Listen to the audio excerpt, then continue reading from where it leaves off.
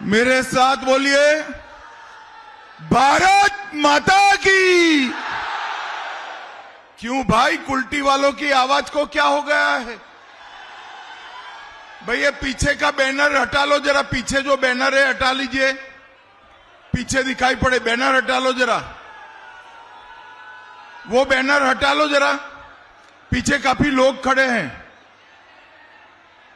इसको हटा लो जरा, तोड़ो दोरी। अरे यार युवा हो, ताकत नहीं है, हटाओ।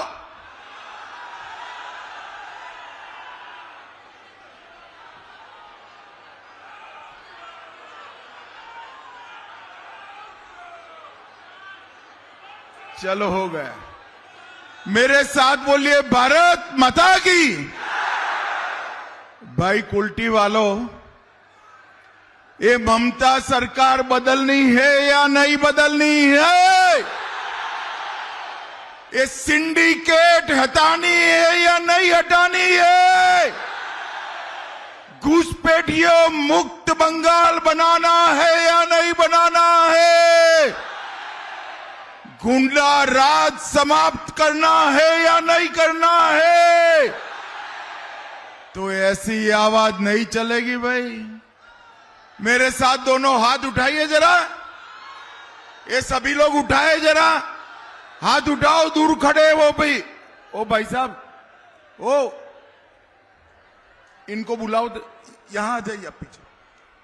सभी लोग उठाओ जरा हाथ, विजय के संकल्प की मुट्ठी भींचे और प्रचंड आवाज से बोलिए, जय श्री राम, जय जय श्री राम। मंच पर उपस्थित देवतनु भट्टाचार्य जी, आसनसोल के जिला अध्यक्ष श्री अजय कुमार पोद्दार जी, जितेंद्र गोठवाल जी, श्री अपूर्व हाजरा जी, बहन काकोली घोष जी, केशव पोद्दार जी, उपासना उपाध्याय जी, अभिजीत आचार्य जी, सत्यजीत दास जी, गोराचंद चटर्जी जी, विवेकानंद भट्टाचार्य जी, अमित तुलसियान जी, और आज जिनको जिताने की अपील करने के लिए मैं आया हूं, हमारे कुल्टी सीट के प्रत्याशी, आगे आओ अजय भाई, आगे आओ जरा यहां, अजय कुमार पोद्दार जी के लिए जोर से ताली बजाओ जरा। और आज इस विशाल जनसभा में आए हुए प्यारे भाइयों बहनों माताओं और मेरे जिगर के टुकड़े जैसे युवा मित्रों, आप सभी को राम राम। भाइयों बहनों, सबसे पहले मैं आसनसोल की पवित्र भूमि को प्रणाम कर कर मेरी बात की शुरुआत करता हूं। बूढ़ी चंडी मंदिर, नियामतपुर कालीबाड़ी, सिद्धेश्वर महादेव मंदिर, छिन्न मस्तिष्का माता मंदिर, ये सभी को प्रणाम करना चाहता हूं। और सन 57 की बैरकपुर छावनी के संघर्ष में मंगल पांडे जी को अरेस्ट न कर फांसी पर चढ़ने वाले महान शहीद ईश्वरी प्रसाद जी को भी प्रणाम कर कर मेरी बात की शुरुआत करता हूं। भाइयों बहनों, एक कुल्टी की भूमि ब्लास्ट फर्नेस की भूमि थी। पूरे भारत में यहीं से लोहा पूरे भारत में और दुनिया भर में जाता था।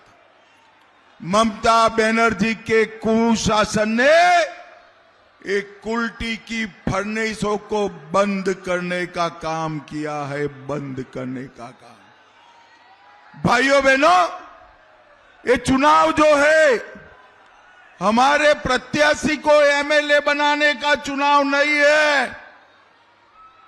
कोई भाजपा के कार्यकर्ता को मुख्यमंत्री बनाने का चुनाव नहीं है। ये चुनाव पूरे बंगाल को घुसपैठियों से मुक्त बनाने का चुनाव है। घुसपैठियों से मुक्त। कुल्टी वालों मुझे बताओ, बंगाल से घुसपैठिए को निकालना चाहिए या नहीं निकालना चाहिए?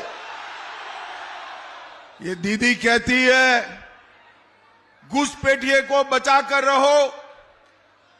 मैं आपको वादा कर कर जाता हूं, 23 तारीख को कमल के निशान पर बटन दबा दीजिए।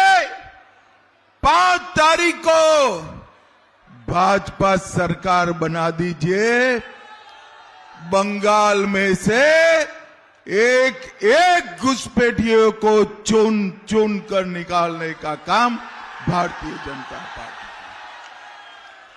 अभी मैं आया सिलीगुड़ी से, वहां माताएं बहनें कहती थी कि ममता के गुंडे परेशान करते हैं। कुल्टी वालों सुन लो, चुनाव आयोग ने सीएपीएफ की व्यवस्था की है और ममता के गुंडे भी कान खोलकर सुन ले।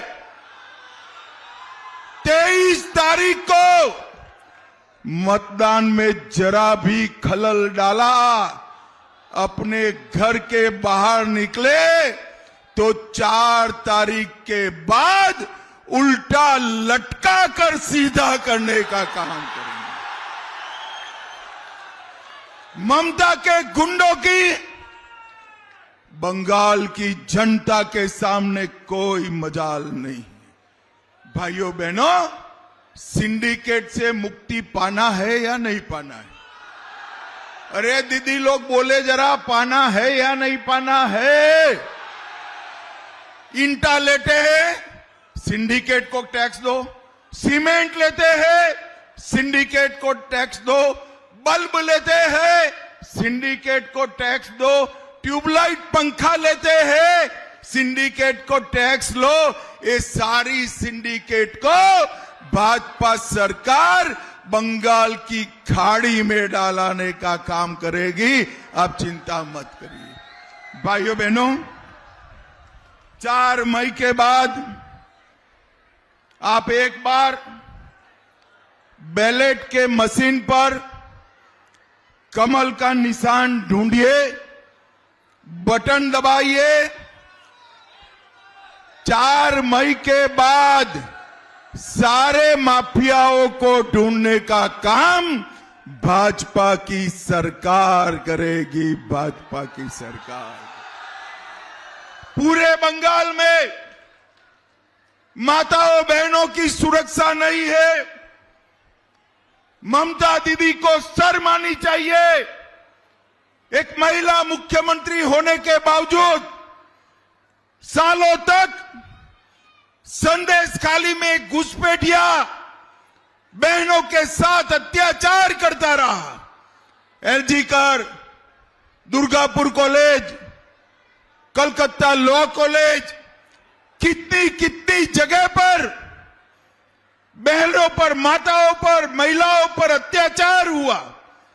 और ममता दीदी कहती है 7 बजे के बाद माताओं बहनों को घर के बाहर नहीं निकलना चाहिए। अरे ममता दीदी, तेरा समय अब समाप्त हो रहा है। मैं माताओं बहनों को भरोसा दिलाकर जाता हूं, 4 मई के बाद मोदी जी के नेतृत्व में भाजपा सरकार बनने वाली है।